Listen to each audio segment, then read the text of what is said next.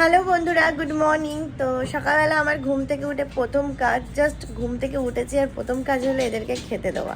তারপর আমি আমার সব কাজ, এই যে বাচ্চারা উঠে গেছে, আমি যতক্ষণ ঘুমাবো ওরাও ততক্ষণ ঘুমাবে, তারপর আমি উঠে গেলে ওরা উঠে যাবে। তো এখন এদের আমি খাবার রেডি করছি, বাট ওরা শুধু শুধু ডগ ফুড খায় না, তার সাথে আমাকে পেডিগ্রি গ্রেভি দিয়ে ওদেরকে মিশিয়ে দিতে হয়। তার একজন ওখানে অপেক্ষা করছে, সকাল থেকে এত ডাকে যে আমি কিছুতেই টানা ঘুমাতে পারি না। ওর জন্য যে আমাকে কতবার উঠতে হয়।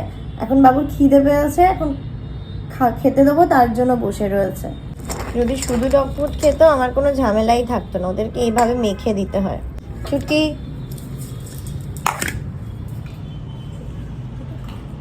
রোকো,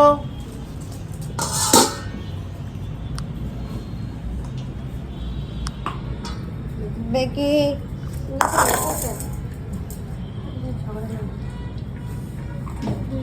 মায়ারটা দিদি নিচে নেবে, আগে মুখে দিয়ে দিই।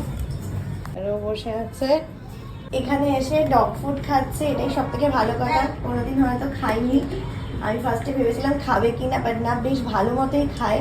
আর অবস্থা দেখো, ও যে খাবার দিতে কিনা খায়, ও কতটা ভালোবাসে। এই দেখো, এই খাবার নিয়ে নামলে এখন আজকাল ইদানিং খুব খাই হয়ে গেছে। কি আছে কি আছে মায়া? কি আছে কি আছে? চলো চলো চলো চলো। ওকে হেলমেট পরিয়ে রেখেছি আমরা, হাত চাটে দিচ্ছি। এত তোর খিদে পায় আজকাল? হ্যাঁ,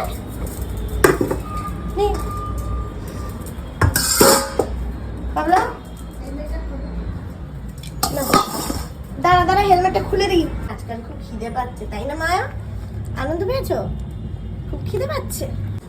সব ভালো লাগে, যে পাবলোর নাটকটাই আর ভালো লাগে না।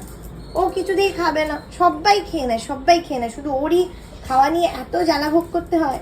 তো একটু করে খাচ্ছে, এদিকে মায়া ওয়েট করছে কখন পাবলো খাবারটা ছাড়বে আর ও খাবে। ও পাবলোর খাবারও খেয়ে নেয়, ওকে সব খাবার দিয়ে দাও। খা পাবলো, আরো অনেকটা বাকি, খেয়ে নে সব। যাই হোক, দেখলাম খাচ্ছে, নাহলে ডগ ফুড ওকে গরম জলে ভিজিয়ে নরম করে তারপর লাস্টে খাইয়ে দিতে হয়, মুখে ঢুকিয়ে। সব কিছু ওর খাওয়া চাই। ব্যাস, এই যে চলে যাচ্ছে মায়া থেকে।